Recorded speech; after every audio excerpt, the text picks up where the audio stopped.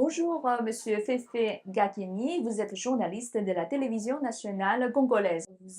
Vous êtes en Chine depuis août dernier. Alors, quels étaient vos objectifs pour ce séjour en Chine?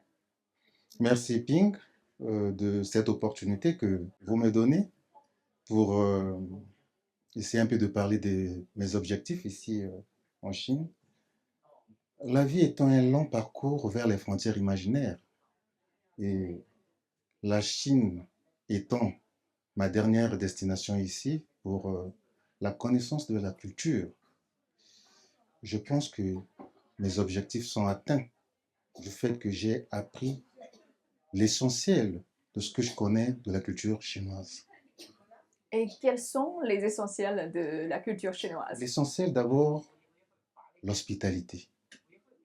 Vous savez, je suis arrivé en Chine pour la première fois en 2012, la deuxième fois en 2014 et euh, en 2024 pour la dernière fois.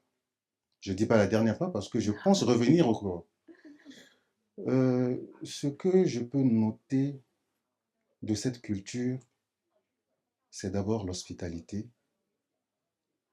Et j'ai pu noter encore autre chose, c'est que le peuple chinois est rigoureux dans l'engagement des missions données. Donc j'ai noté trois mots qui sont essentiels. C'est le respect des engagements, la rigueur et le résultat. D'accord. Le chinois respecte les engagements mis en place Mm. par le parti. Et euh, il est rigoureux à respecter ses engagements et optimiste à attendre les résultats. Et je crois que pendant votre séjour jusqu'ici, c'est à peu près 3 mois, 4 mois, vous avez visité pas mal de villes chinoises, des entreprises, parfois des universités. Et quels sont ou quels sont les lieux qui vous ont marqué le plus? Tous les milieux, toutes les provinces que nous avons visitées m'ont marqué. Comme je peux pas, ça sera long de les citer, mais je suis allé à Xi'an, cette ville-là, Xi'an. Mm. Xi'an, oui. J'ai apprécié cette ville qui est tellement, qui a une histoire particulière sur le musée qui porte, euh, comment dirais-je, L'empereur Qing, oh, le premier l'empereur empereur Qing. chinois, Oui, oui, oui, avec oui. son armée en des Voilà, soldats en voilà, voilà, percute. voilà, voilà, Ouais. voilà. À la fin, nous avons visionné, sinon suivi une projection d'un film, d'un théâtre, j'allais dire, qui retrace un peu tout ce parcours-là. Ça m'a impressionné.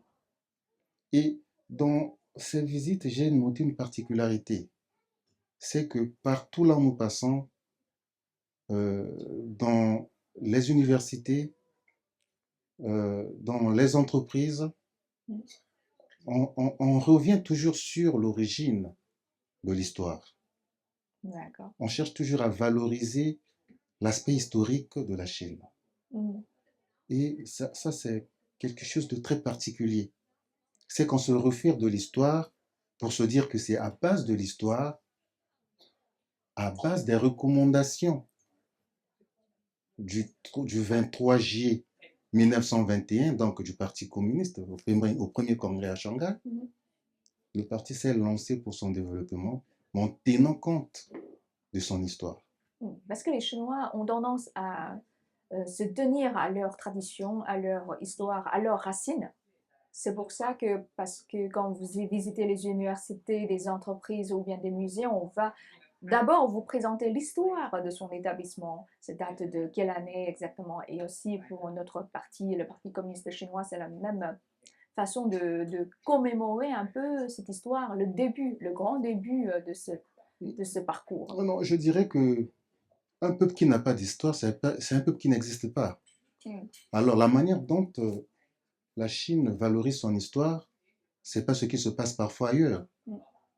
Voilà pourquoi je dis, on fait une analyse un peu profonde de son histoire et on tire des leçons dans le sens où les perspectives doivent refléter l'effort que les ancêtres ont fourni pour éclairer la route.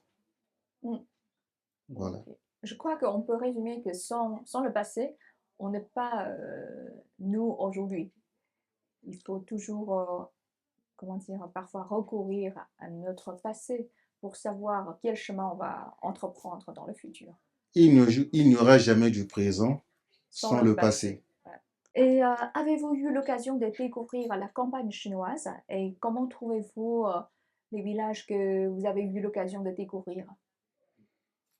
Moi, je n'appelle pas ça des villages parce que je disais parfois à mes confrères, c'est une modernisation en exagération positive, Ok. dans le sens où ce que vous appelez village pour nous, c'est des villes. Des villes parce que je prends le cas de Langao, c'est Langkao, ouais. Langao, oui, oui. Je suis allé en séjour là-bas avec des confrères africains. Nous avons vu des enfants de 12 ans qui manipulaient le téléphone. J'ai vu un enfant de 12 ans qui m'apprenait à utiliser le téléphone, mon téléphone. Il y avait des options que je ne maîtrisais pas et cet enfant m'apprenait. Et Ah, l'hospitalité va par des enfants aux grandes personnalités. Partout là où nous sommes passés, les autorités nous ont reçus en manifestant leur disponibilité envers nous, dans le sens où ils voulaient que nous soyons heureux de découvrir la Chine. d'accord. Ça, c'est une particularité. Autre chose, nous avons été accompagnés par une équipe qui s'est montrée disponible à nos préoccupations. Donc, en un mot, nous avons passé un séjour plein d'émotions qui nous emmène même à dire, mais pourquoi pas rester? Mais sauf que on a des engagements. C'est ça, c'est ça. Et donc, ça veut dire que dans les villages comme dans les villes, c'est la même connexion 5G, 4G. C'est pour ça que même les enfants de 12 ans, ils peuvent utiliser, ils ont accès à un smartphone connecté. C'est ça, hein? Oui, oui, oui, oui. Mais que ce soit ici, ben, vraiment, la science a évolué. La Chine nous prouve à quel point euh, elle a évolué dans les nouvelles technologies de communication. Hein. Si aujourd'hui, vous pouvez faire un constat vous-même, vous êtes journaliste, vous allez dans le métro, vous allez dans les marchés, vous allez constater un pourcentage élevé des gens qui sont plus connectés avec leur téléphone que d'échanger librement. Alors, dans le passé, c'est pas ce qui a été constaté. Mm. Donc, ce sont les avancées technologiques dans le domaine de communication. Cela n'empêche pas aux enfants de prendre le relais, de rentrer dans ce rythme du modernisme. Mais je crois que maintenant, on est en train de revoir cette tendance, c'est-à-dire on passe de plus en plus de temps sur le smartphone, mais dans le passé, sans smartphone, on se communique face à face, on parle avec des amis autour d'une table, mais maintenant, c'est dans un groupe de WeChat qu'on se communique. C'est un peu dommage, n'est-ce pas? Oh non, c'est pas un peu dommage, la science a évolué, il faut s'adapter aux avancées technologiques. Mm, mm, Ouais, la science a évolué. Il y a eu assez de changements entre la vie passée, mm, vers les années 80 et autres, et aujourd'hui. mm. Donc, il faut s'accrocher, il faut s'attacher aux évolutions technologiques. Pour moi, je pense que ce n'est que normal. D'accord, ok. Et quand on visite un pays étranger, on a tendance, ou bien il est naturel qu'on fait une comparaison entre ce pays-là et notre propre pays.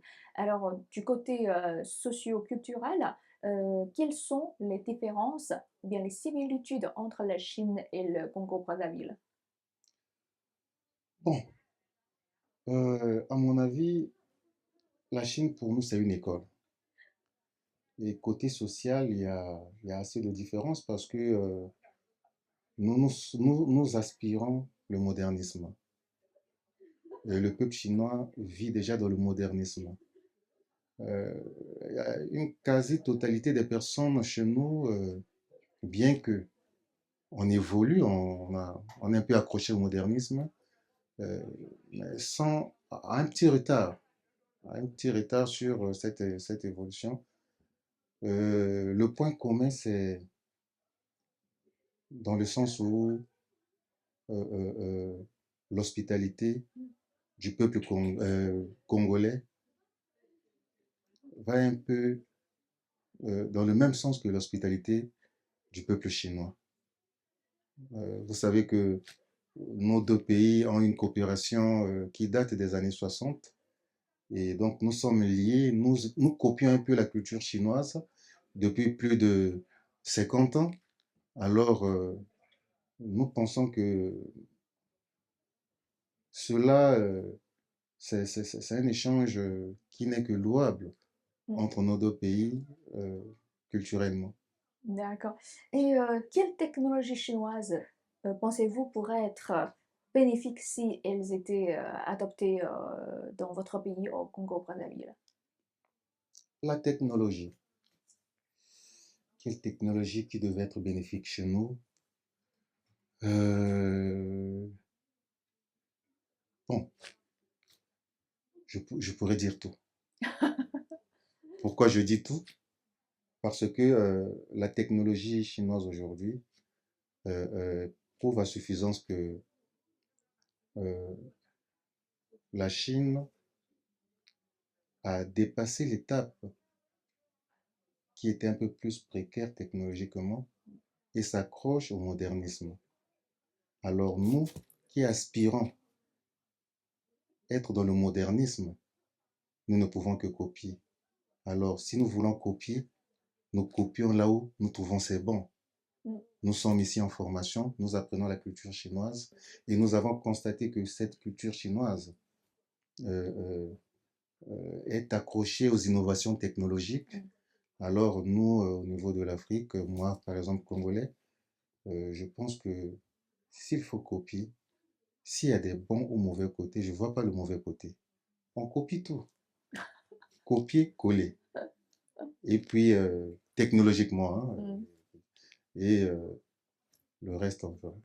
D'accord. C'est parce que grâce à ces 4 mois de séjour assez longs, hein, que vous avez constaté que toutes ces technologies ont contribué à une vie plus pratique, plus confortable. C'est ça, hein? Par exemple, le smartphone, les paiements mobiles, le 5G ou bien l'intelligence artificielle. En fait, on a appliqué toutes ces technologies qu'on entend souvent sur les médias ou bien les réseaux sociaux dans la vie au quotidien. Par exemple, le smartphone, le paiement par le métro. Est-ce que vous payez toujours un ticket? Oui, non, je paye toujours un ticket et Ah, puis d'accord. j'utilise aussi le Mm. smartphone. Voilà, donc pour moi, c'est toujours avec mon smartphone, avec un code barre que je vais faire, je me fais entrer dans le métro Ok, et je sors avec ce même code barre. ok, ok. Donc on n'a pas besoin d'acheter encore un ticket pour insérer dans la machine et puis en sortant, insérer encore une fois. Donc ça, c'est un exemple de cette Bon, technologie, au quoi. Congo, nous avons également ces avancées au niveau de, du secteur de télécommunication. Avec le téléphone, on peut faire des achats. Nous avons deux réseaux, RTL Money, Mobile Money, où on peut faire des achats, euh, faire tout ce que nous voulons. Mm. À ce niveau, nous sommes à jour. À Mm. ce niveau, nous sommes à Mm. jour. Mais nous voyons un peu l'ampleur des avancées technologiques aussi. Et ici, dans le sens, par exemple, nous avons visité des provinces où, euh, si je ne me trompe pas, c'est toujours à Sion où nous avons vu l'usine de fabrication des robots. Le robot, ah, Donc l'intelligence mm. artificielle. Mm. Alors, s'il faut copier, aujourd'hui, je serais, je serais heureux de constater que au niveau de Brazzaville, on développe une politique de ce genre. Et c'est aussi un appel à lancer au peuple chinois, pourquoi pas décentraliser, orienter aussi cette technologie au niveau de l'Afrique, qui pourrait être bénéfique au niveau de la Chine. D'accord, OK. Voilà. Et dernière question, quels aspects de la vie au Congo vous ont manqué pendant votre séjour en Chine? Et c'est peut-être ma famille qui me manque, mais sinon le reste, je me sens heureux ici. Je me sens heureux ici. La famille, le pays, nous sommes un peu nationalistes dans le sens où on apprend pour l'intérêt du pays. Mmh. et on doit contribuer pour les avancées technologiques au pays, pour les avancées dans le domaine de communication, notre domaine. Nous apprenons pour apporter également notre savoir aux autres. Et c'est cette recommandation qui nous ramène toujours au pays, dans le style nationaliste, pour contribuer au développement du pays. Mais quand on est en Chine, on se sent heureux, on se sent comme chez nous. D'ailleurs, nous sommes en coopération. Mm. Entre Nos pays. nos deux médias et nos deux Ouais. pays. Voilà. Voilà, voilà. Ok. Mm. Je vous remercie, Pépé. Mais c'est pas fini. C'est fini. Non, non, non, c'est pas fini. Pourquoi? Mais j'ai pas critiqué la Chine. Est-ce qu'il y a des mots de critique? Dites-le. Bon, il n'y a pas de mots de critique, mais sinon, il y a les mots, je dois quand même. Je suis à la fin de mon séjour en Chine, et je dois quand même reconnaître que euh, la Chine et l'Afrique sont deux continents qui ont presque le même taux de popularité. Et la Chine a tendu la main à l'Afrique pour son développement. Dans les différents discours du président Xi Jinping, tels qu'au G20 et autres, il ne cesse de solliciter aux puissances internationales de se manifester pour le développement de l'Afrique. Mhm. Et ça, c'est quelque chose qui me touche particulièrement. Particulièrement. Le président Xi Jinping a mis en place le concept FOCAC. Mm.